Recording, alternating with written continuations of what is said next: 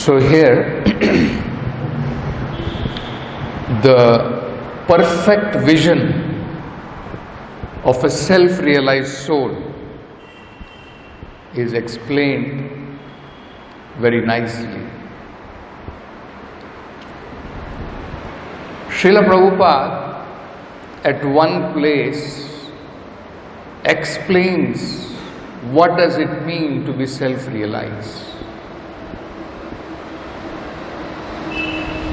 He says, when there is darkness, you cannot see your own self. You cannot see others. You cannot see the sun because it is dark. So three things you cannot see. When it is dark, you cannot see yourself, you cannot see others, you cannot see the sun. When there is light,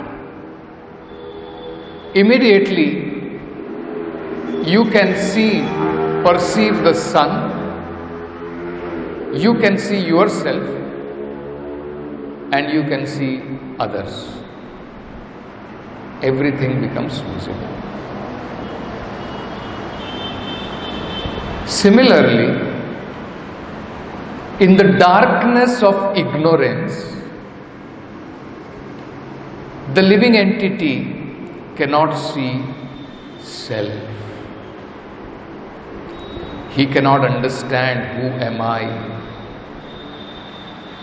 He misidentifies himself as matter. That is one misconception in ignorance. Second misconception is when he misidentifies himself as God. That is second misconception. First is misidentifying oneself as matter. Second is misidentifying oneself as the Supreme.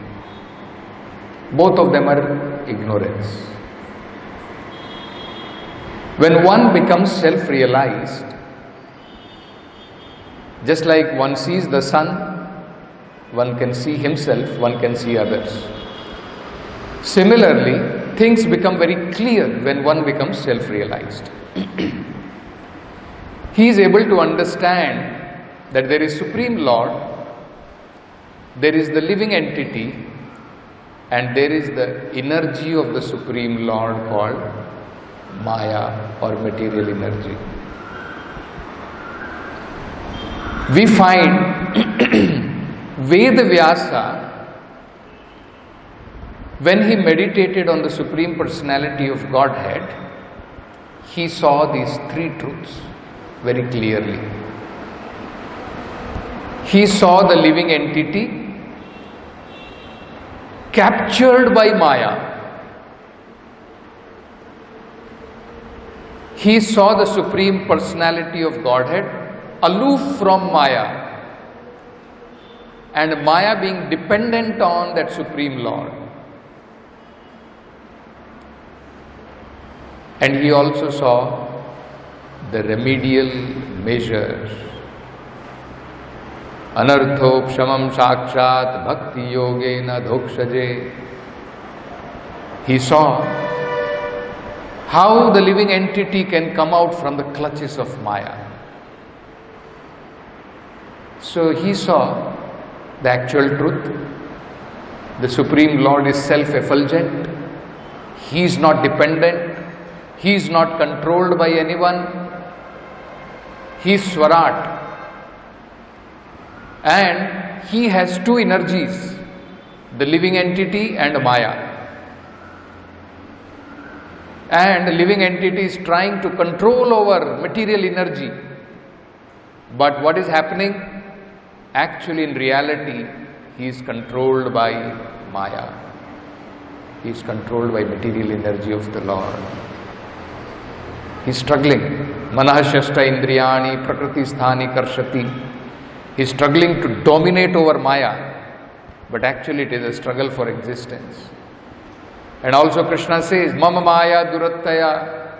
It's not easy trying to exploit and master, control material energy of the Lord. It is not easy. Krishna says it is very difficult. Mama Maya Durattaya. So, this clear understanding is very important. Living entity and material energy, both are the energies of the Supreme Personality of Godhead, and both are subordinate to the Supreme Lord.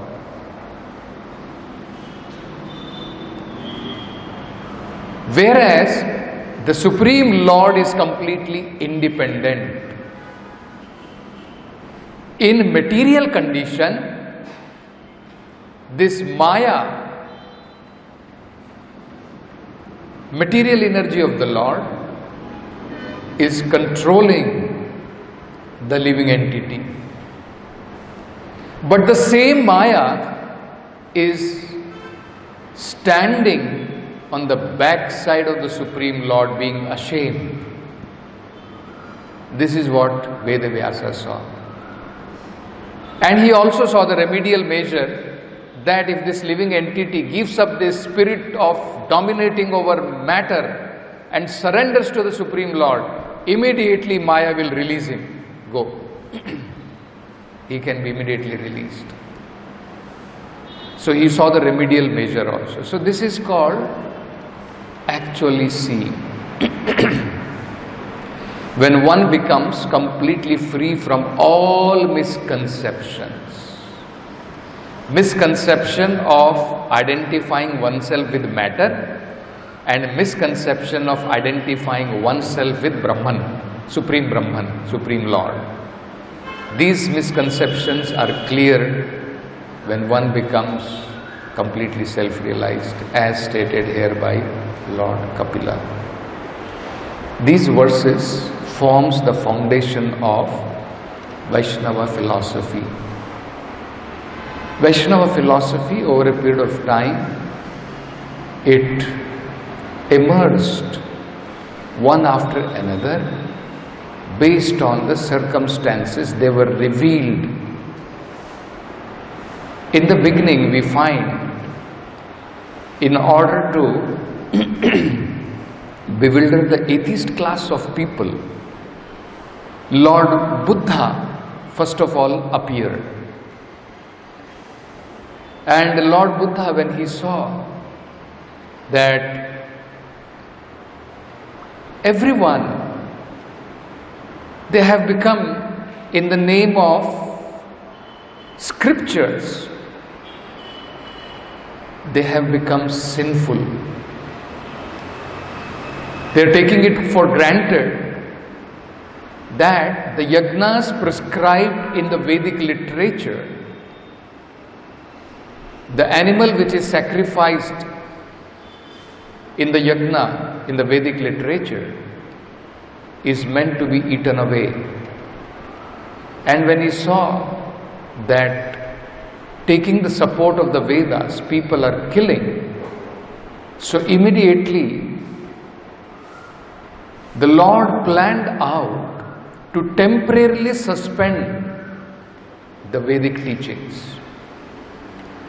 to temporarily make people give up the misunderstanding of the Vedic teachings which people had taken up. So immediately he rejected the teachings of the Vedas, and he said that you cannot attain spiritual life unless you become sinless. Sins you continue will continue your entanglement in the material world, because you will have karmic reactions. You have to stop this. So that is how he prescribed ahimsa as the greatest of religion, Paramadharma. Actually, ahimsa is basic dharma. Every civilized person is supposed to be non-violent, as stated in Bhagavad Gita. That is a quality of a saintly person. Unnecessarily, he does not give trouble even to a small ant. Where is the question of killing an animal and eating for the satisfaction of his tongue? So, and the main important thing is that he never talked about beyond nirvana. He did not talk about, he did not give about any explanations of what is that nirvana which he is talking about. Nirvana, he mentioned, was freedom from suffering in this material world. Freedom from suffering in this material world. And that can happen. Suffering is caused by these material elements, the 24 material elements. So if we can disentangle, if we can dismantle this combination of 24 elements, then you get nirvana. Of course, he was also very clear, it is not that after death it is not that these 24 elements are gone. Because of these 24 elements combination continues.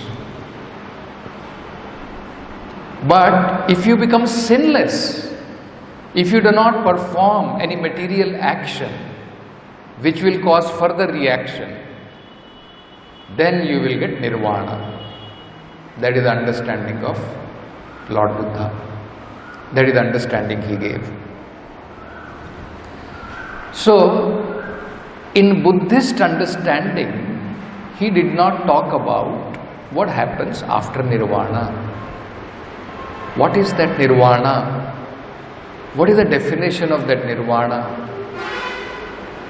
So practically, it is almost like atheistic philosophy.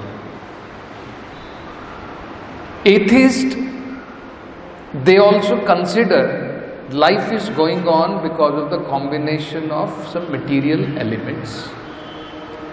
Some combination gives rise to life, and when that chemical reaction, some combination happens in such a way that something is missing and somebody dies, that combination is broken and one is dead.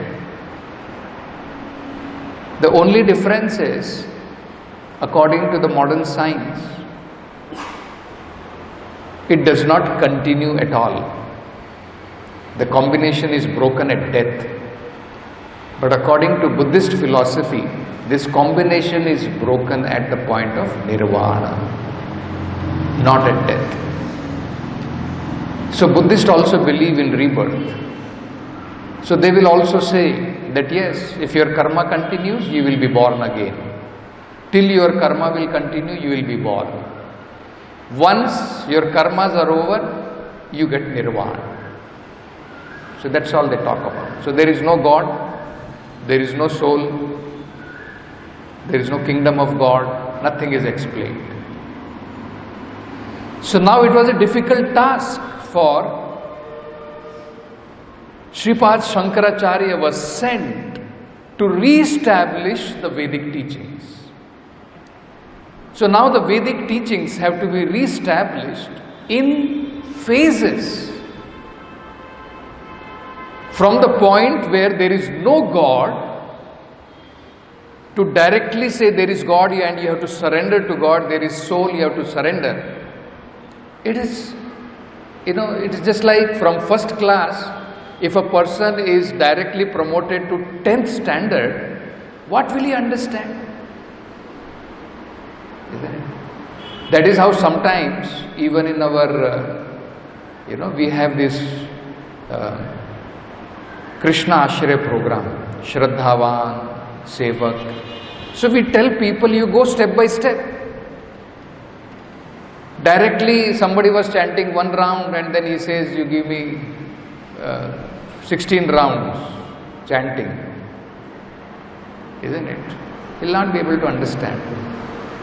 So sometimes we say that better, that is how in Krishna consciousness, Prabhupada gave initiation only after 6 months of practice. Not directly, somebody says, I will chant 16 rounds from today. Prabhupada did not give him. He said, you first show, 6 months you chant, minimum, and follow 4 regulative principles. Then you are initiated. Isn't it? So it has to be gradual, that is the whole meaning. So, Shankaracharya had a very, very difficult task. From practically atheistic philosophy. Because Chaitanya Mahaprabhu very clearly says, Vedna manila Bodha hoya nastik. Because they do not believe in the Vedic scriptures. Actually they are called Nastik. This is the definition. Just like Christians, they say, those who do not believe in Jesus Christ, he is heathen. And in Mohammedan they say, somebody who does not believe in Allah, he is called kafir. Similarly, according to Vedic understanding, if someone does not believe in the Vedic scriptures, in the Shastras, he is called Nastik. He is called atheist. So from atheism to theism was a gradual process. So Shankaracharya, he advocated the philosophy of oneness. He advocated when Buddhist understanding was Jagan Mithya, this material world is false and you are entrapped in this false material world and you have to get nirvana. That is their understanding.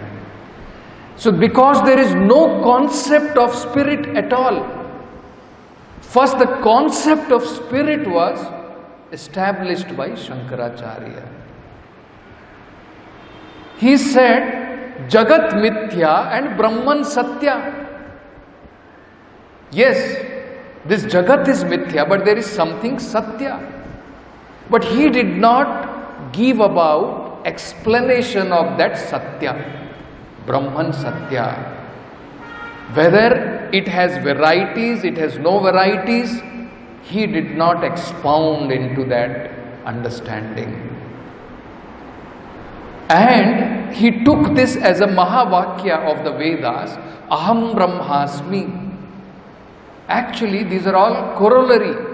These are not Mahavakya of the Vedas. Aham Brahmasmi is I am Brahman.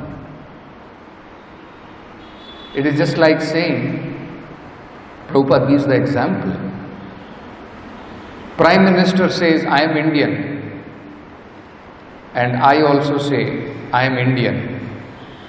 So, does it mean I am Prime Minister? Just because you are also Brahman and Supreme Brahman is also Brahman. So, does it mean you are equal to him in all respect? Yes. In quality of Brahman you are equal. But in quantity you are not equal. So this understanding is not there. And that is why he propounded the philosophy called Advaita. Non-dual. We are all that Brahman. Aham Brahmasmi. So his sole idea was to fill that gap and make people understand matter is not everything. There is something called spirit beyond the matter And that spirit is non-dual. It has no differentiation. That was his understanding he gave. So after this came Sri Ramanujacharya, who gave the philosophy of Vishishta Advaita. It is Advaita, but in that there is variety. It is just like he gave the example. There is king with his kingdom, with his praja, with his queen, with his palace. Everything comprises of king when we say. So it is all one and the same, but still in that same there are distinctions, there are varieties in that. Absolute is one, but in that one there are varieties. This is called Vishishta Advaita. Vishishta means there are varieties in that Advaita.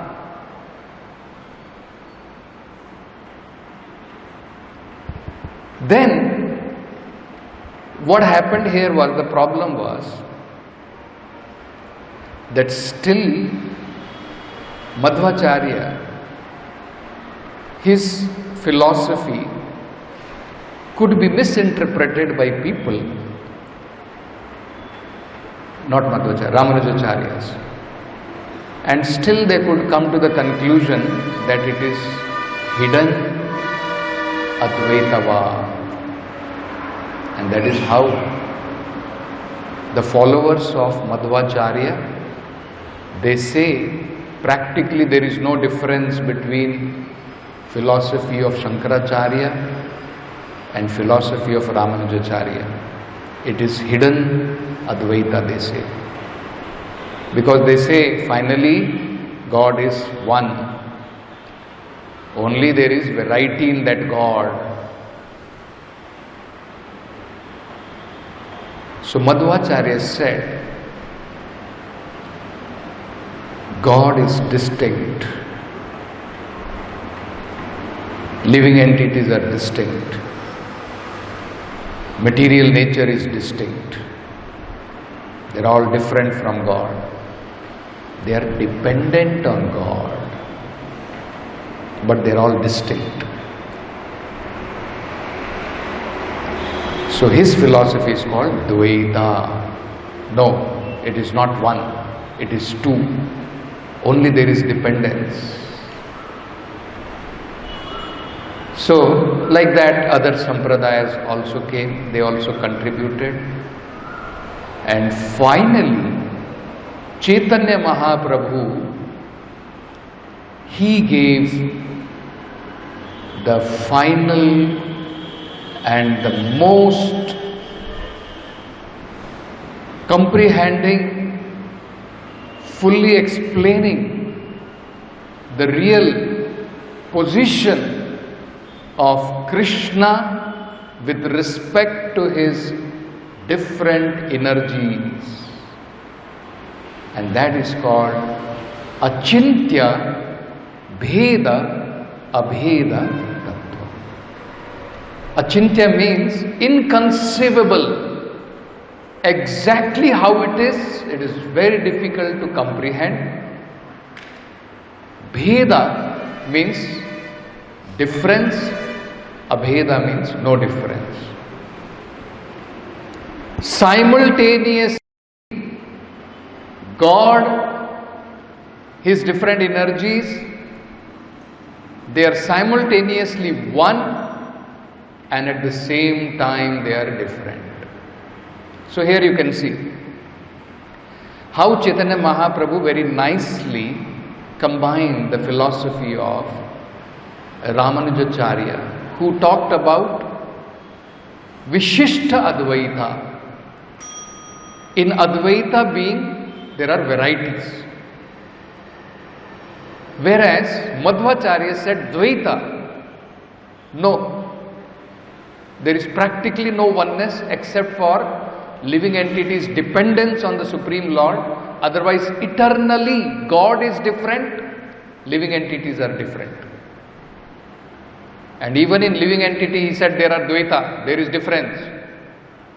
There are always living entities who are superior and always living entities who are inferior.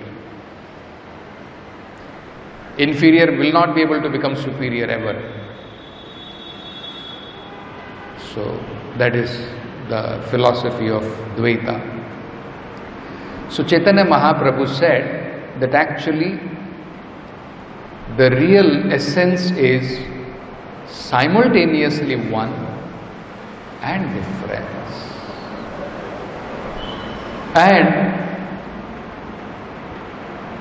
Chaitanya Mahaprabhu has given many examples to make us understand how simultaneously one and difference exist. Just like here, the example is given. Lord Kapila is giving the example. We'll just see this example. Blazing fire is different from the flames, from the spark, and from the smoke. Although all are intimately connected because they are born from the same blazing wood. So, that blazing wood or the blazing fire is the Supreme Lord, and that blazing wood is giving out sparks. That blazing flame, that blazing wood is also giving out smoke. So, that spark is compared to the living entity, the smoke is compared to the material energy. You can see that actually. The smoke covers the fire, isn't it? Similarly, the Maya Shakti, the material energy, covers the knowledge of the living entity from the Supreme Lord. So you can see, less intelligent man, Prabhupada is saying, he thinks there is no difference. He is thinking smoke to be fire. He is thinking smoke to be that blazing fire. No, it is different. But simultaneously you cannot also say it is different, because smoke has no existence without blazing fire. It cannot come into existence. But at the same time, smoke is not fire. Spark is not fire. So this is called simultaneous oneness and difference. And spark and smoke, this also you can compare. Simultaneously one and difference. Just like heat is one energy, light is another energy. Both are energy. Both are energy of the same. So simultaneously they are one, because both are energies. So this is called real self-realization. Three truths and the difference and connection between them, when one understands properly, that is called self-realization. The three truths are the Supreme Lord, the living entities, which is also one of the energies, and the Maya Shakti. These are the three truths in this material existence. So this comparison is given. Now Prabhupada, I'll just read very beautifully, is describing. Blazing firewood, spark and smoke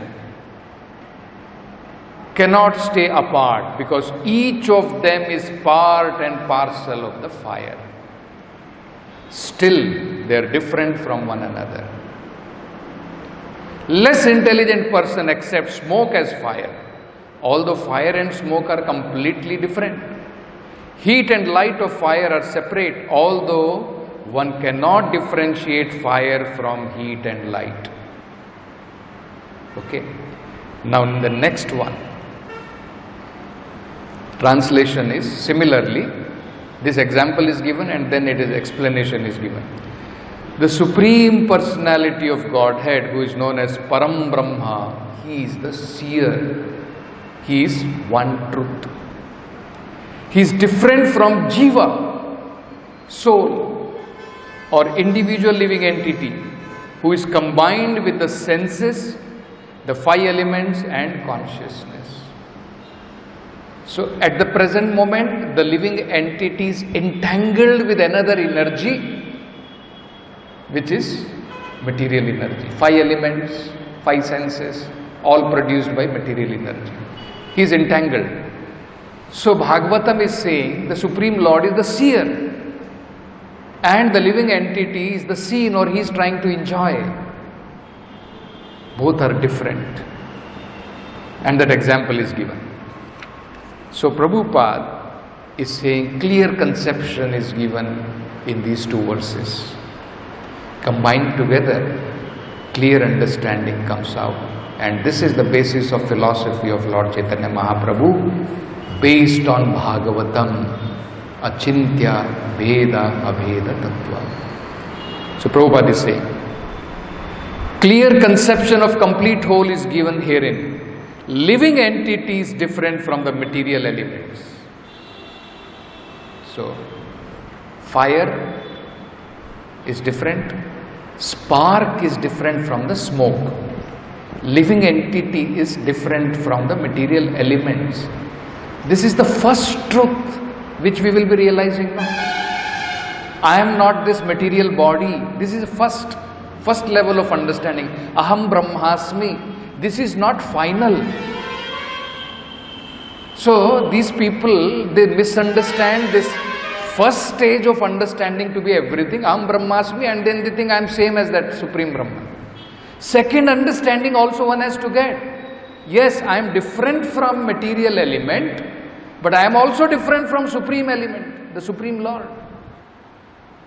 And both of us, first I was identifying myself with matter. Matter and myself, both of us are integral part of the Supreme Lord.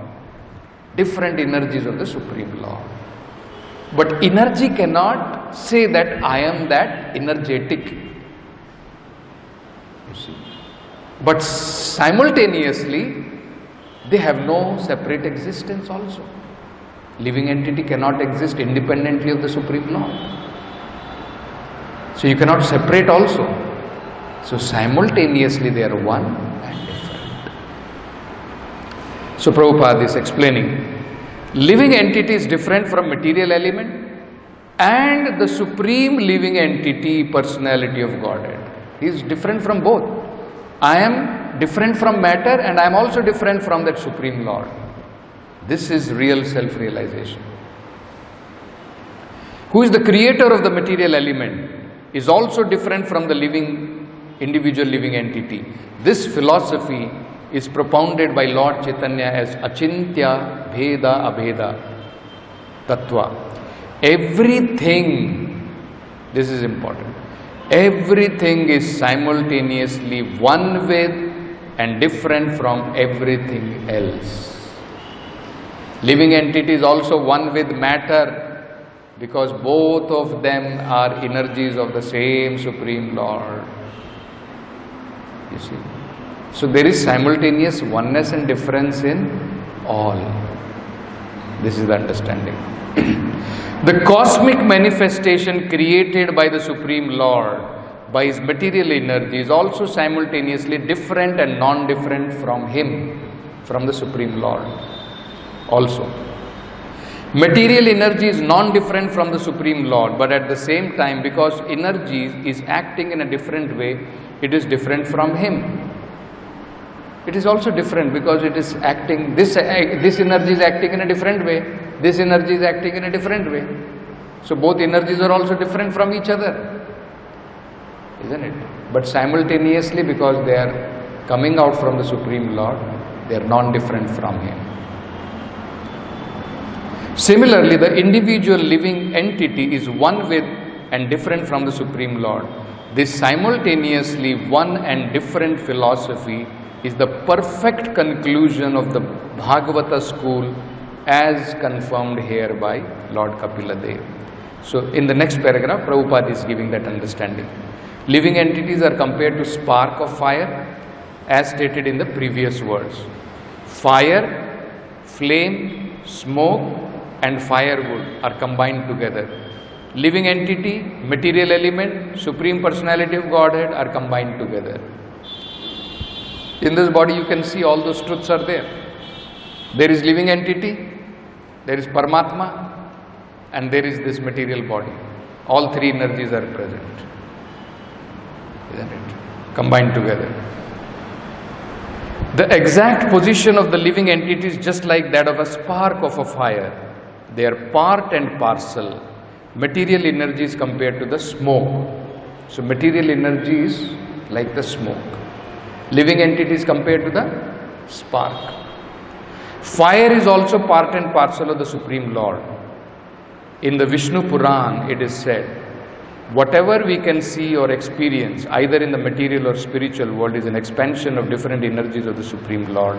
As fire distributes its light and heat from one place, the Supreme Personality of Godhead distributes His different energies all over His creation. Very simple idea of understanding Lord and His inconceivable varieties of energies. That is called absolute truth. You cannot separate also and say that Lord without His energies. No, Lord with His energies. That is called absolute truth. It has to be understood very properly and carefully as it is explained here. So this example, which comes from, I think it is from Vishnu Puran, that Ekasthita, Ekasthane Sthita Agni. It is just like Agni situated at one place distributes its heat and light everywhere. Similarly, the Supreme Lord has varieties of energies, either spiritual energy, material energy, or living entities. These are all varieties of energies of the Supreme Lord. And all of them are simultaneously one and different from the Supreme Lord. This is the understanding. So we'll stop with this Granth Srimad Bhagavatam ki jai, Jagat Guru Srila Prabhupada ki